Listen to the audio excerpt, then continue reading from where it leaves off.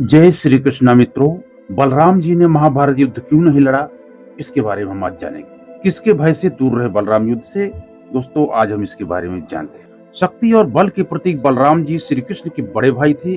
बाल अवस्था से लेकर युवा होने तक न जाने कितने युद्ध उन्होंने श्री कृष्ण के साथ मिलकर लड़े। कितने ही राक्षसों, दैत्यों एवं पापियों का नाश इन दोनों ने मिलकर ही किया था। फिर क्या कारण था जो बलराम जी कुरुक्षेत्र युद्ध में भाग लेने तक नहीं आए? कहाँ थे वह जब युद्ध चल रहा था? क्या उन्हें किसी का भय था? आइए जानते हैं।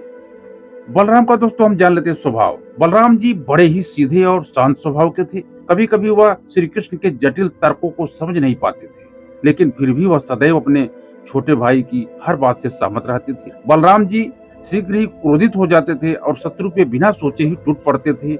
और वहीं श्री कृष्ण अधिकतर समय शत्रु की कमजोरी का लाभ उठा के ही उसका अंत करते थे। बलराम जी को दुर्योधन अधिक प्रिय थे। आखिर क्यों? बलराम जी भीम और दुर्योधन दोनों के ही गुरु थे। हालांकि महाभारत में वर्णित है कि बलराम को दुर्योधन अधिक प्रिय थे और वह दुर्योधन को भीम की अपेक्षाकृत अधिक कुशल योद्धा मानते थे, क्योंकि भीम का केंद्र सर्वदा शारीरिक बल पर ही रहा और वहीं दुर्योधन के पास गदा युद्ध में अधिक कौशल था। और यह चीज दुर्योधन की बलराम को पसंद थी। हरिवंश पुराण के अनुसार दुर्योधन की बेटी लक्ष्मणा का विवाह भी श्री कृष्ण के पुत्र शाम्ब से हुआ था। बलराम जी ने आरंभ से ही एक ऐसी छवि प्रस्तुत की थी कि वे कौरव एवं पांडव पक्षों को समान रूप से देखते थे और दोनों ही पक्ष उनको प्रिय थे। परंतु ऐसा जान पड़ता था दुर्योधन के इतना अभिमानी होने के कारण जितना कर्ण, भीष्म और द्रोण थे उतने ही बलराम भी थे। दोस्तों, वीडियो में आगे बढ़ने से पहले आप लोग कमेंट में जय श्री कृष्ण अवश्य लिखें, ताकि आपके पूरे घर परिवार के ऊपर भगवान श्री कृष्ण की कृपा सदैव बनी रहे। तो वीडियो को देर न करते हुए दोस्तों हम आगे बढ़ाते हैं, आप लोग बने रहे।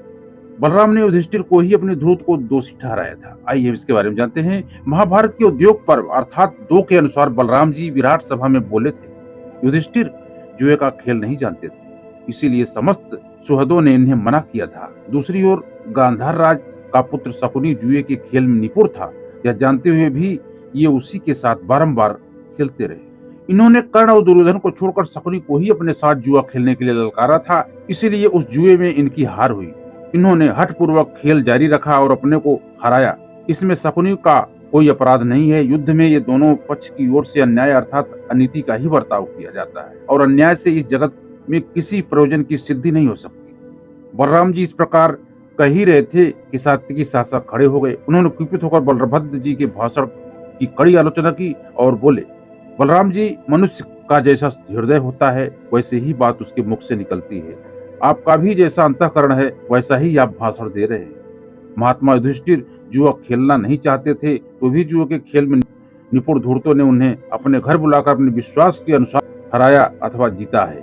यह इनकी धर्मपूर्वक विजय कैसे कही जा सकती है? यदि भाइयों सहित कुंती नंदन युधिष्ठिर अपने घर पर जुआ खेलते होते और ये कौरव वहां जाकर उन्हें हरा देते, तो वह उनकी धर्मपूर्वक विजय कही जा सकती थी।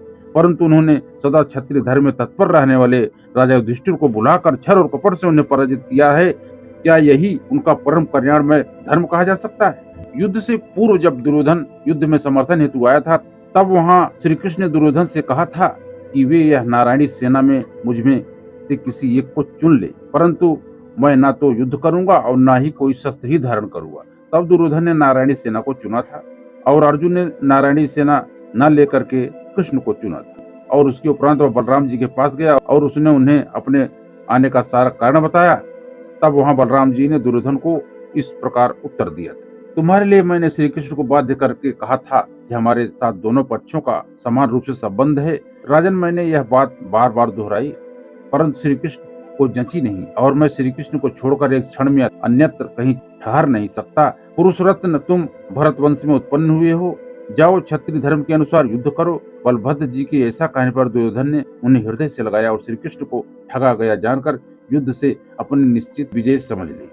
कुरुक्षेत्र युद्ध आरंभ होने से पहले बलराम जी पांडवों के शिविर में पहुंचे थे। दोस्तों, उन्हें देखते ही धर्मराज युधिष्ठिर, श्री कृष्ण, भयंकर कर्म करने वाली कुंती पुत्र भीमसेन तथा अन्य जो कोई भी राजा वहां विद्यमान थे, वे सबने उठकर बलराम जी का स्वागत किया।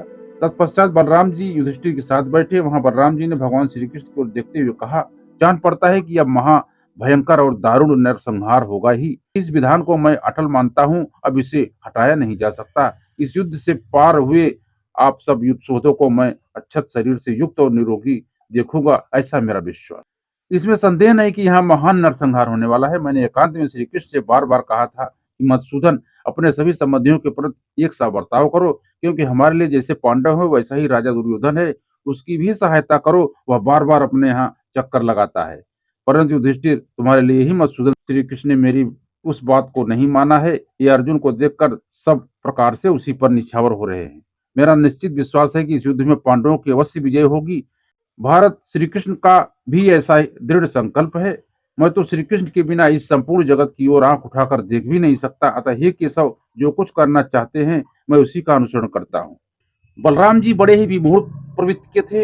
एक तरफ जहां उन्होंने स्वयं क्रोध में भरकर एक ही क्षण में रुक्मी का वध भरे दरबार में कर दिया, जो उनके नातेदार ही थे, और वहीं पांडवों को कौरवों से युद्ध न करने का उपदेश दे रहे थे, जिन्होंने दुर्योधन एवं अन्य कौरवों के हाथों इतना निरादर सहा था और अपना सब कुछ गंवा बैठे थे, और एक समय वह कौरवों पर इतने क्रोधित हो गए थे, वे हस्तिनापुर पर आगमन करने के लिए दंडित करना चाहते थे। आप जितना अधिक इनका अध्ययन करेंगे उतना ही इनको समझ पाना कठिन हो जाता है। इसके अतिरिक्त बलराम जी का कुरुक्षेत्र युद्ध में भाग न लेने यह भी कारण हो सकता है कि श्री कृष्ण का पांडवों के लिए अपार स्नेह था। शायद इसी असमंजस तथा श्री कृष्ण के प्रति उनकी श्रद्धा ने युद्ध से उन्हें दूर रखा। तो दोस्तों, वीडियो आपको कैसा लगा? यदि वीडियो आपको अच्छा लगा हो दोस्तों तो एक लाइक कर देना। चैनल नए चैनल को सब्सक्राइब जरूर करें। वैसे आपका क्या विचार है, बलराम जी ने क्यों युद्ध में भाग नहीं लिया? अपना राय कमेंट में जरूर बताएं। दोस्तों, मिलते हैं अगली वीडियो में। तब तक आप खुश रहो, मस्त रहो, आनंद में रहो। जय श्री कृष्ण मित्र।